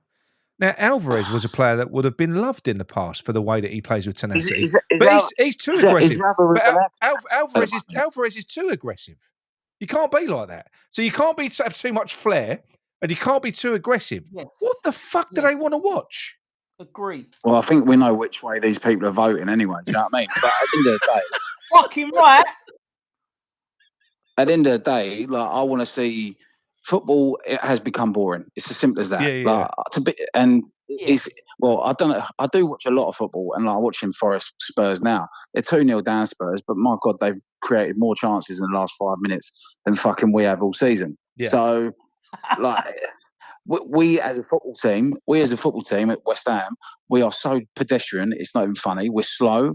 We're shit to watch. It's boring, and I've got to watch it at a stupid time in the morning. And I'm getting up for it. I'd rather wake up to listen to you fucking boys. I even watched Mickey's watch along on fucking Saturday night because it was more interesting. Of course, you fucking watched it. You must have been desperate. You must have been desperate, Ryan. Fucking hell. But this is what I'm saying. I'm looking for any way out, but still to be connected to West Ham. Yeah. And that's the bad thing. I do think it will happen at some point. I do. There's part of me that thinks that Sullivan is a bit of an escape artist. I know. You know, he relegated us in his first season, didn't he, with Abraham Grant? But I think that they spent a lot. He's just fucking useless. They spent 150 million in the summer. He clearly thought that we was going to push on. And then he panicked and he sacked Lopetegui. And then they got Potter in. They're just so bad, mate. They're so bad at what they're doing. But I do think that at some point, they're going to have to hold their hands up and go, we obviously don't know what we're fucking doing, do we? And get someone in just to do it. Pride. I don't think they will, mate. Pride is so high on his agenda, Yeah. and he won't want to be seen to lose. And at the end of the day, as everyone said, it was Brady's appointment, Potter, I think. Yeah, so it wasn't Sullivan's appointment. So in hindsight, not in hindsight, what could happen? It could be Sullivan saying, "Well, actually, it wasn't even my decision, and I don't want him." So that's the only thing that I'm hoping that could sort of get us over the line with getting rid of him. Yeah. And not because do you know what? It just hasn't worked out. He might be a good coach and all that because his credentials have sort of proved it in places that he's been in certain areas. But for a Premier League team trying to go on the up, Potter is not that person. Do you agree with what I said on the show yesterday, where I said in the Premier League at the top level, where you're not dealing with jacks of all trades, you're dealing with actual specialists, like players that they're specialists at what it is that they do. They are. Sorry, just saying they are. He's saying if no one's asking workhorses, they are. Yeah, people are. People are.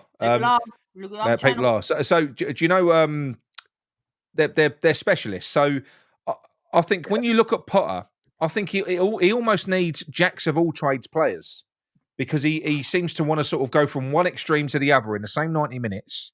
Not that you often see it go to the other extreme, but it's typically what we play different in two halves of football. Now, I know you do need tactical flexibility in a game to a degree, but you don't see that with top Premier League teams. They've got an identity of how they play, haven't they? Yeah, but you look at someone like Nottingham Forest, for example, right? So they had a steady load of workhorses, same as like Bournemouth, etc. Yeah. But then you sprinkle that little bit of magic with the right manager, and it comes off.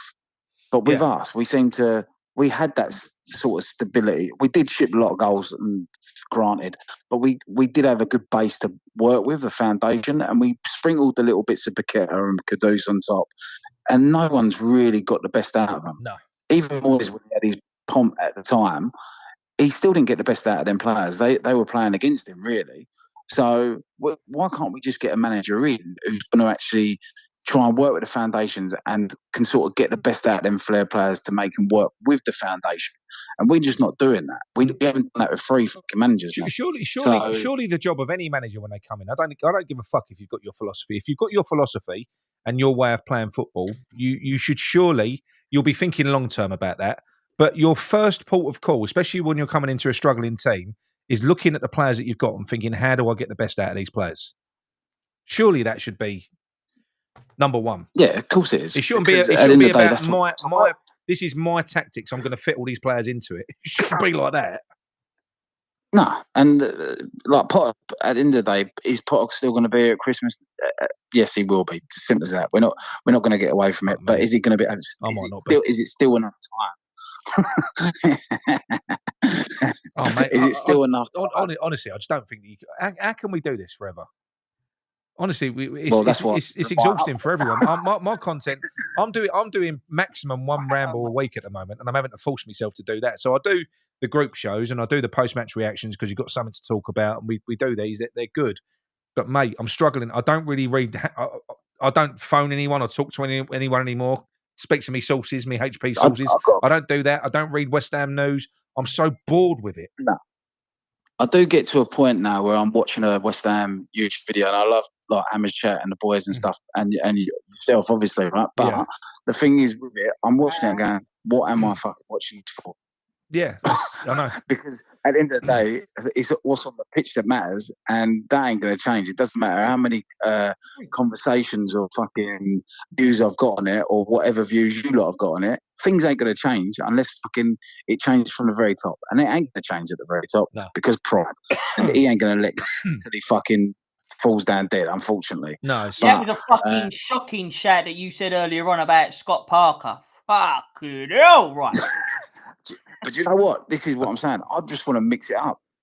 I need something to excite me. I mean, he has got a connection. He has got a connection with West Ham as well because he played with us. That's what it is. It's not so much the manager thing, but like you saying about the Canio being manager. Like I completely understand it. Do I want him as manager? Not really. I'm just thinking like a last 4 or 5 games. Just bring him in just to give the fans something. No, but I get it. Give us something. But I also saw an interview with Alan Pardew who said he'd love to come back. I'd fucking take Pardew all day long. At the moment, I would. Yeah, I would actually. I would take him because do you know what? He's a man manager. It will never last because it always goes badly for Pardew in the end.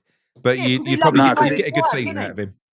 He loves to play with his girlfriends and everything. That's why it won't last. But I'll take him. Okay, Kingy, what'd you say? Well, Sullivan lent him a porn movie and he's lost it, so he can't give it back. So that's why he won't be coming back anyway. I agree with Alan's Waxy on this. I do agree with it. Sorry, but I do. Parker fucked what off. is it? I can't Parker fucked off to. But then that excludes Carrick. Then we can't have Carrick then. No, did you know that Will Steele is? It ain't different. It's the same thing. I like Carrick. I don't really like Parker. I know. Will's talking about managers. Yeah. Talking about managers. Will Steele's actually doing the half-time thing for Forest Spurs. Didn't even realise.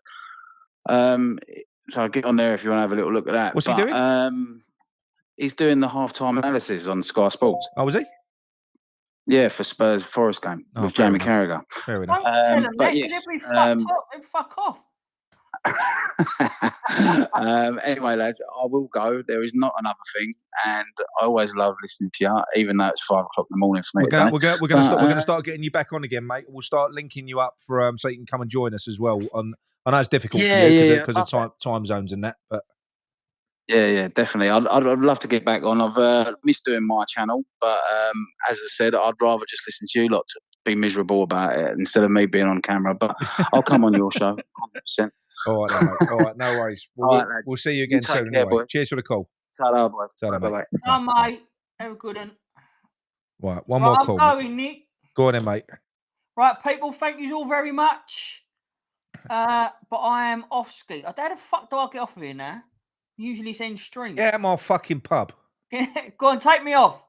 I can't. I don't know how to do it. All right, now I'll shut this down. Just close it. Just close it. Your end. Close the browser. See you later. See you later. There he goes. Right. I'm just going to phone his chat back, see if he still wants to talk.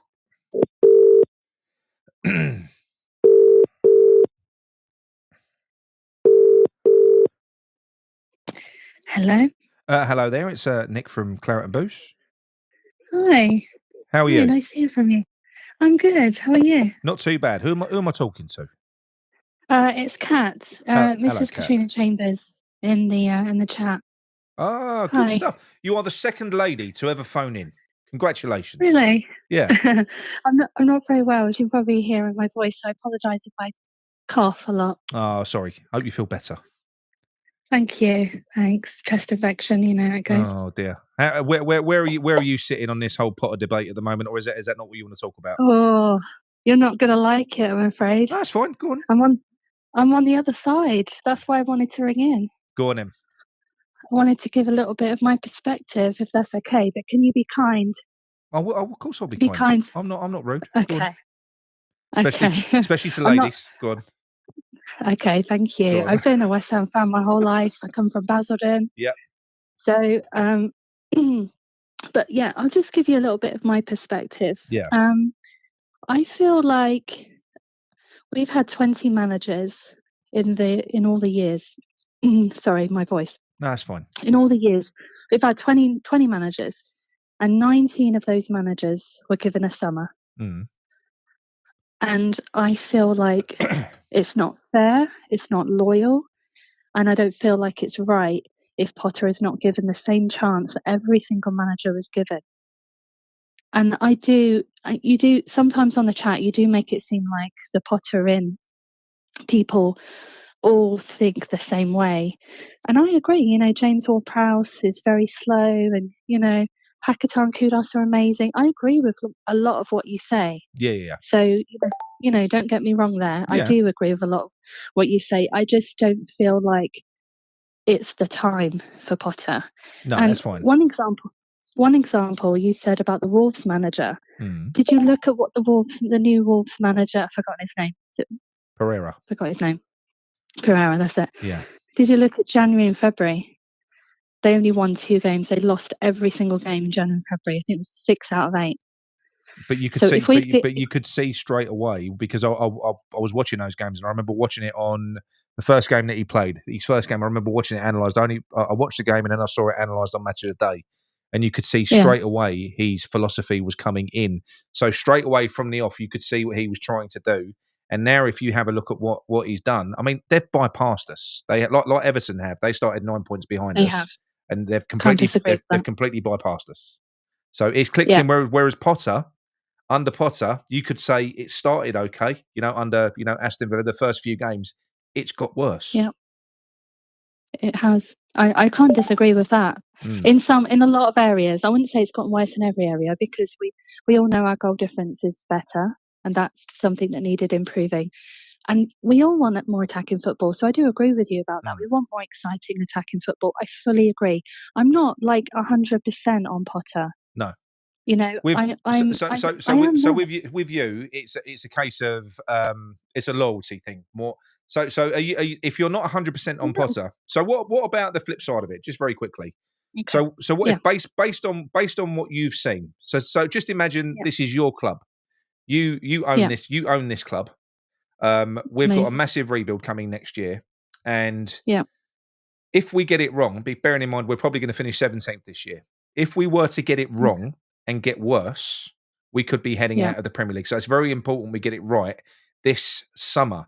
This is your baby, your toy. You're going to hand Potter the keys. Have you seen enough from Potter to entrust him with this rebuild, because it's a loyal thing to do? Not just the loyal thing. It's more like he hasn't been given enough time to instill his vision and for him to play football the way that he wants to play. I really genuinely do not think that 13 games is enough. And I've seen other managers in other clubs who have started out badly and then they've come through.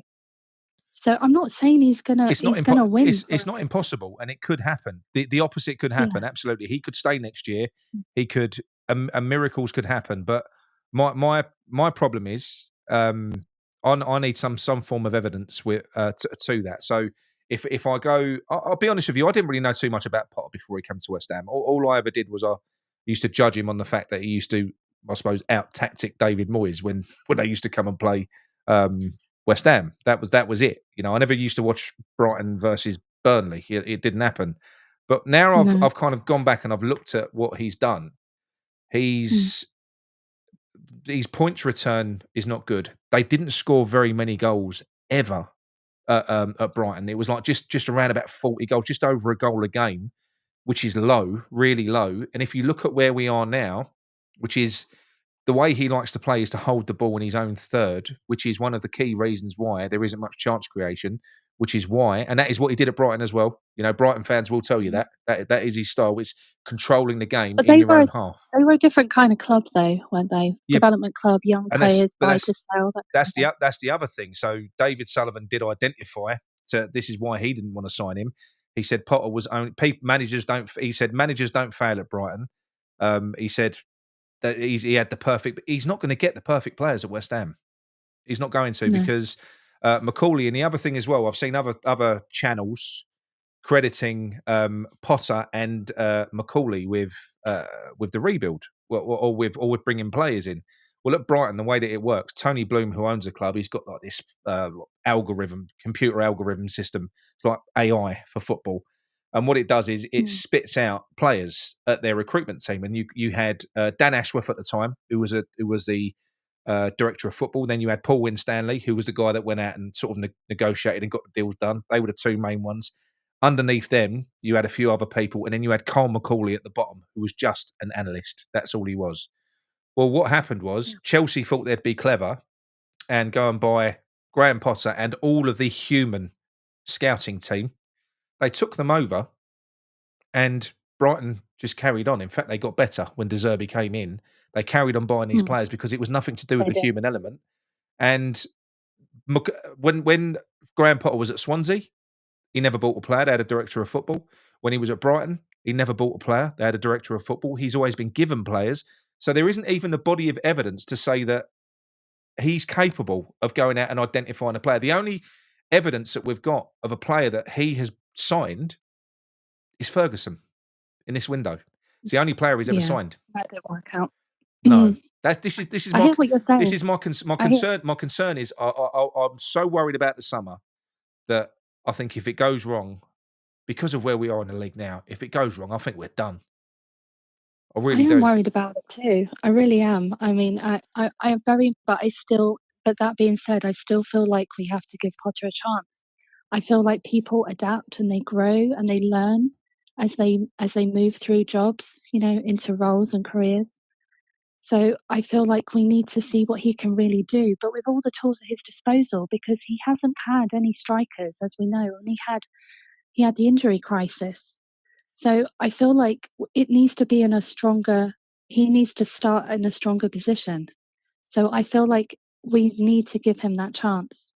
Okay, well that's fine. I will agree to disagree with you, and I'm Okay. glad that you phoned in and gave that. It's brave of you to do it as well. And I do, look, Thank you. but listen. I do understand it. I understand where you're coming from, and there's a lot of fans that do think like that, because West Ham are a club that historically we don't churn through managers. It's only been just recently. And I really don't like that. That lack of loyalty, the quick turnover thing. I really dislike that. Yeah. So, and I feel like we're not going to get a new good manager if we were to get 4 in the space of a year. That's just not going to happen. No one's going to want to come here if we keep churning through. And also players will not want to come here if we keep churning through the managers. We're really in a bind, aren't we? I'll worry that they're going to. This is the other thing as well. So even with Potter, even without Potter at this stage, let's say, because I don't think getting rid of Potter at this stage, I think we're so entrenched in crap at the moment, right? So even if Potter goes now, I'm worried about next year, because we've got Sullivan driving this transfer window. He's going to anyway. He's ultimately the problem, isn't he? He always. But he's going to be anyway. So with Potter's here or Potter's not, it's going to come down to who Sullivan wants to sign. But nonetheless, I'm just so concerned now, because I feel like after the last year, we was a bit of a circus, and we was laughed at in the world of football anyway. We always have. If you go back to Sporting Lisbon, where they called them the Dildo Brothers, because of the way that they dealt with that. They dealt with that transaction. Was it Carvalho, wasn't it, when Bilic was here? So even back then, they've got a really bad name in the world of football. But now, when you look at what they've done, the way they look, I'm not a Moyes fan, but even the way that they dealt with Moyes towards the end wasn't right. See, for me, I think they showed cowardice. J-Lo. But they treated him at the end, and him. But with Moyes, it's embarrassing. They showed cowardice with Moyes, because they should have let him go after the. He could have gone out a hero, an absolute hero, with that cup win. That would have been it. It would have been done. We could all see what the issues were in the Premier League, and they weren't going to go away, because we'd seen them that year. But he didn't have the bravery to make a decision. Sullivan, he wouldn't do it. So he's just allowed Moyes, in a sense, to tarnish a legacy that had built up with a lot of fans. A lot of frustration there. He brought Tim Stein in, who quite clearly wasn't as bad at his job as it was made out, because the majority of his signings now are looking quite good. They're probably the only players that will make a profit on. He brought him in, but didn't give him power, which is why you had fallings out with Tim Stein and successive managers. Because if a director of football is brought in and they're made the boss, there won't be any arguments because the manager is reporting to the director of football. But there was a power struggle the whole way through. The same, he then reintroduced Lopetegui against the wishes of his director of football. His director of football advised him against Lopetegui, and he went with it anyway. So it's been like if you look at the roadmap of mistakes since Prague, it's been mad, absolutely mad. So we definitely need stability now. For sure. We definitely need stability, but this isn't stability. What I've seen for the last 13, 14 games is the polar opposite of stability, and it isn't a character assassination. I know I've been taking the piss out of him. I have. But the thing is with him, it isn't his fault that he got appointed. I do not believe. But also though, I feel like you need to accept that people who want Potter to stay in don't necessarily all feel the same way. Like, it doesn't mean that we all love James Ward-Prowse and that we all hate Paqueta and Kudus. I'm just basing this on the chat from earlier. Yeah. We all, when we don't all think the same way. There's a lot of nuance in there. Of course, there's always nuance, but I go based on a lot of the vocal people that I get coming at me in chats and on social media. So of course you're right. There is nuance, and there always is. There always is. It's like there's nuance to how you can interpret the Fullkrug interview. It's been interpreted 500 different ways. It has. Personally, for me, I think he was genuinely angry and it was heartfelt. But I also feel like it was a bit calculated because you have a man there that wants to leave in the summer. And the last time he did this at Dortmund, well, he ended up at West Ham. So he knows what the repercussions are of doing this as well. So he doesn't strike me as a stupid man. Far from it. I think he knows what he's doing. It's hard for me to interpret whether I think he's going to leave or not because he's shown a lot of passion. Yeah. He speaks really well. So it's really hard because I saw the interviews before, and that it was when he was injured about him wanting to leave and he didn't like England or London or whatever. And then when he has played for us, he shows so much heart and so much passion that I think he's just a professional and a winner. This is a guy that was playing in the Champions League final last year. He's a proud competitor that when he gets on a football pitch, he's got standards and he plays to a certain standard.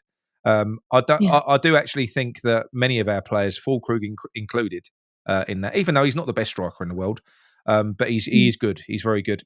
I think that there's a lot of them that are too good for what we are at the moment. They're just too good. Jared Bowen's too good for this. He shouldn't be playing in a team that are going to finish 17th in the Premier League. He shouldn't be in it. He shouldn't be. He deserves more. I mean, can you imagine how he actually feels deep down that he's got that 7-year contract, especially if.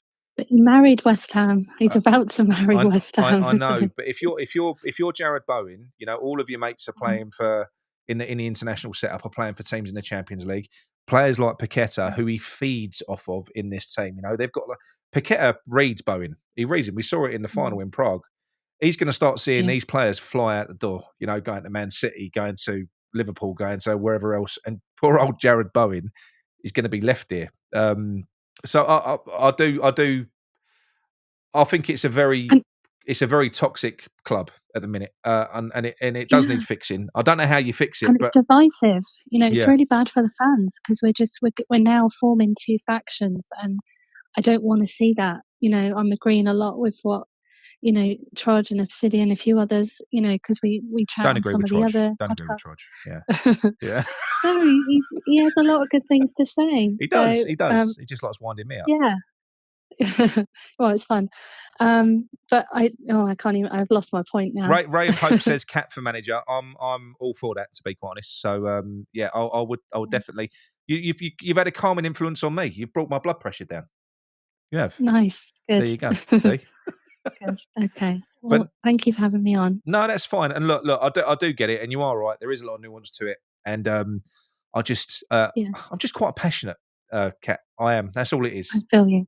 I feel you. I really do. We all are. We all just want West Ham to do brilliantly. We want them to play for the badge. We want them to just try hard. And we want to bloody see some good football. So we all want the same thing. That's my main thing. I just want to be, we want to be entertained, don't we? So I get it. I just want to see the football go forward, that direction, towards a goal. That's what I want to see. It's just that the paths that we take are different. My path is with Potter and your path is without Potter, but we ultimately want the same outcome, don't we? Yeah, no, we do. We do. Right. JB just said the chamomile hour. You've got a very soothing voice. I must admit, you have. Very good. You're not the only person to say that. Everyone says that to me. I don't know why. Even with my cold, I've got the Phoebe Buffet sexy thing going on, you know. Very good, Kat. Make sure you call in again. When it looks like I'm struggling and I could do with calming down, make sure you call in again. I will do. Thanks for having me on. Lovely. Thanks Take very care. much. Bye, Cheers, everyone. Kat. Have the hammer. Bye. Bye. There you go. See, there you go. And I'm glad that somebody has actually called in to give an argument for it. You haven't convinced me, Kat. I still think he's got to go. All right. I don't care how much you've calmed me down, which you have. I do respect you. Certainly respect your opinion, because you're very respectful yourself. But for me, I'm so worried about the rebuild. I just think we need change, because if it goes wrong, we're up shit creek without a paddle. Trodge, phone in. Come and have a row with me. Come on. I need my blood pressure brought up again. Right. Put my number up again. I'll take one more call. Where are we? There we go. One more call. Sorry, the comments ain't going up now. I'm lost without Mickey doing the comments. Hang on. So, Brady signing managers and Sully signing players. What could go wrong? It's farcical, isn't it? It really is. It really is. Spurs are losing. What is the score, everyone? Is it still 2-0? Let me have a look. Still 2-0. 56 minutes. Right, does anyone else want to talk to me? We'll give it a couple of minutes. Or have you got any questions? Any questions? Brian P, yeah, look, this is too civilised now. Yeah, come on, someone jump on and piss me off. What's this? You've gone soft, you big ham.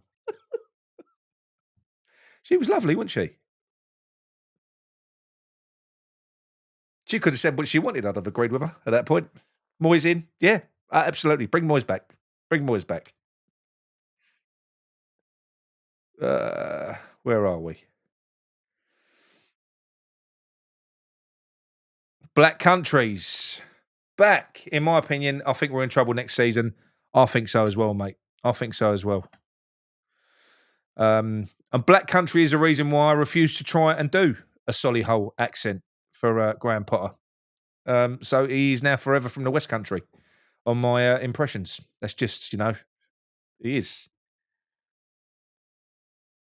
And plus, it cheers me up when I talk like that. I don't know why.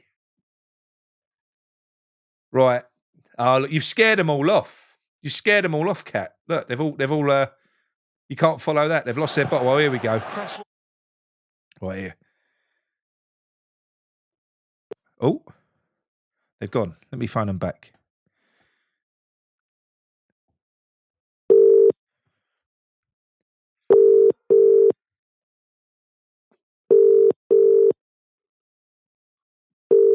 Come on, don't get cold feet.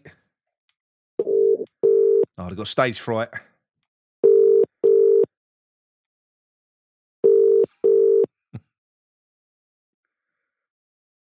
The person you're calling. Fair enough. All right, no worries. Right, on that note, I'm going to end it. That was a good show. I didn't mean for it to get as heated as what it did. I blame Trodge. I thought I'm going to keep it calm. I'm not going to go mad. So yes, I'll leave it at that because I've got an early start tomorrow. Thanks everyone for joining. It was a good chat with you all. And ended well. There we go. We'll have to get Kat to call in at the end of every show. Right, okay. I'll speak to you all later. Come on, your irons.